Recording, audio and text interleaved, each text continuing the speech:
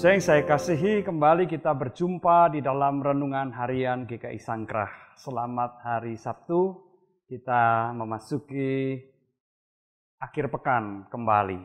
Dan kita akan merenungkan firman Tuhan yang terdapat di dalam Injil Lukas pasal yang ke-17 ayat 5 dan 6. Namun sebelum kita membacanya, terlebih dahulu kita akan berdoa. Mari kita berdoa.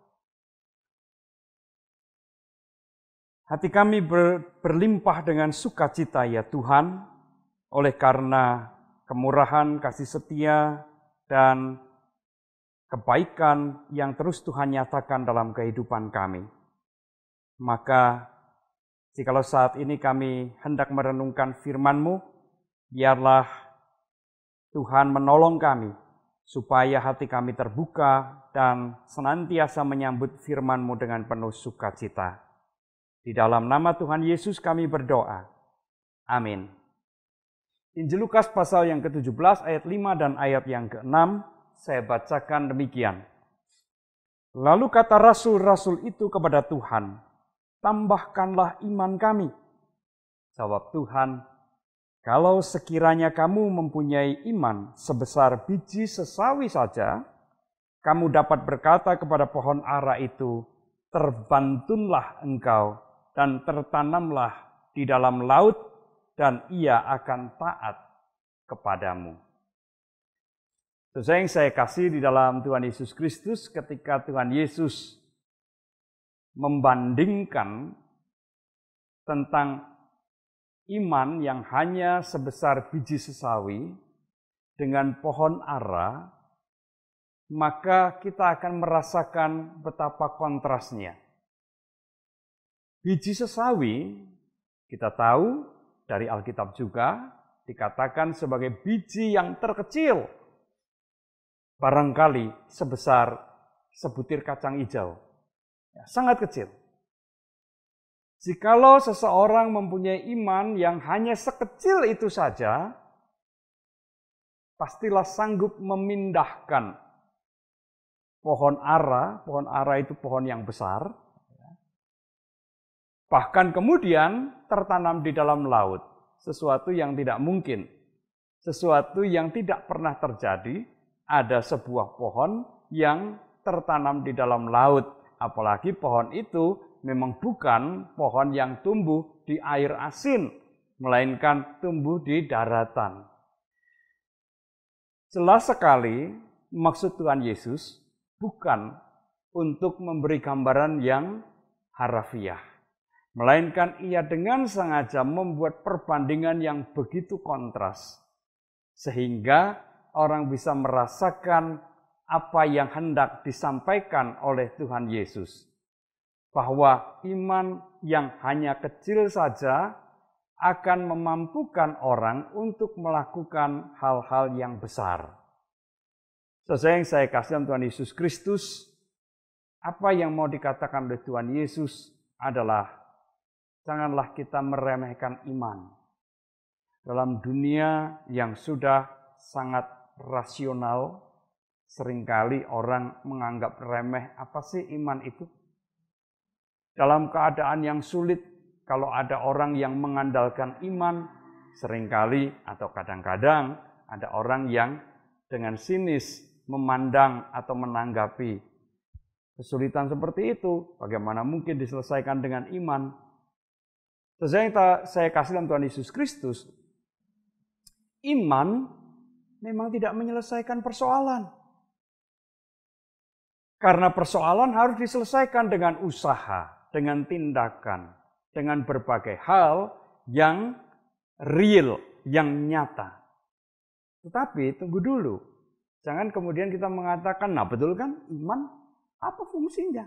Sangat besar fungsinya. Iman itulah yang memberikan kepada kita keberanian, keyakinan.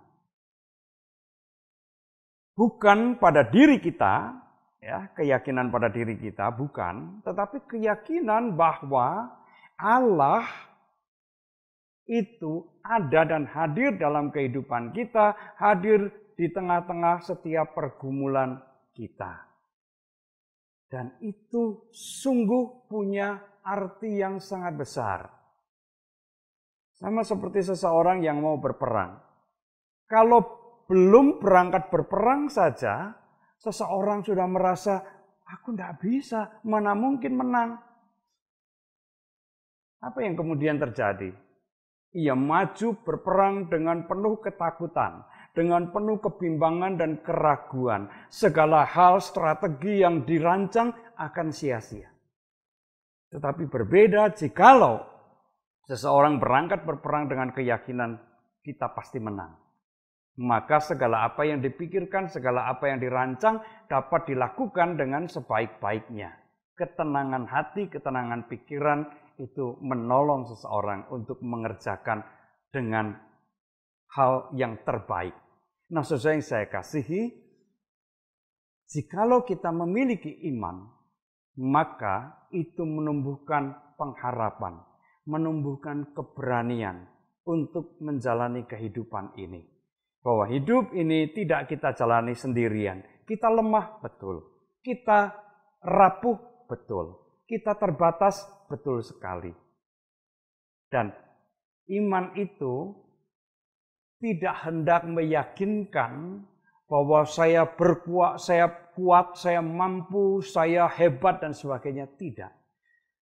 Iman itu tetap menyadarkan kepada kita betapa lemahnya kita. Betapa rapuh dan ringkihnya kita. Tetapi iman itu menyadarkan kepada kita ada kuasa, ada kekuatan lain yang membimbing kita, menaungi kita, melindungi kita. Dan itulah yang menyebabkan kita memiliki keberanian, memiliki pengharapan. Jangan meremehkan iman. Dengan iman kita melakukan hal-hal yang rasanya tidak mungkin. Yang bagi manusia kemungkinan mustahil untuk diwujudkan. Nah, itulah yang hendak diajarkan oleh Tuhan. Jangan sekali-sekali kita meremehkan iman karena sungguh kita membutuhkan iman itu di dalam menjalani kehidupan yang sulit dan yang berat ini. Jikalau kita memiliki iman yang nampaknya kecil, tetapi percayalah itu bisa menyebabkan kita melakukan hal-hal yang besar. Tuhan memberkati kita semua. Amin. Mari kita kembali berdoa. Ya Tuhan, kami bersyukur firman-Mu boleh mengajarkan kepada kami bahwa kehidupan yang berat, tantangan yang sulit, berbagai macam pergumulan yang mesti kami hadapi dalam kehidupan ini, tidak kami hadapi dengan kekuatan kami sendiri, melainkan kami menghadapinya dengan iman. Karena dengan iman itulah kami boleh yakin, boleh percaya bahwa Engkau hadir, Engkau ada, mendampingi, menaungi, dan menuntun kami. Sehingga kami juga boleh memiliki keberanian, kekuatan, dan pengharapan di dalam Tuhan. Terima kasih Bapa. Di dalam nama Tuhan Yesus Kristus kami berdoa. Amin.